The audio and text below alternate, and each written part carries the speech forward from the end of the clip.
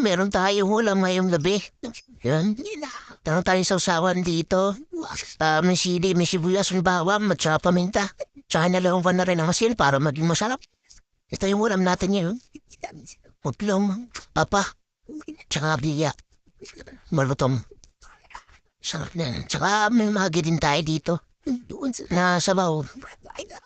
Susawsawan natin. Tapos kainin natin to. Tara, kain tayo. Yun, tsaka ito, meron din tayo, may nagbigay sa atin na, ano mango ulit. Ay, ano, maliit lang naman to. Tsaka laing. Ayan, sarap nito. Min. Ah, sarap.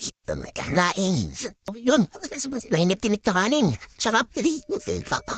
Aba, mainit naman na tayo. Sige na. Sasawan, sarap. Sasawan natin.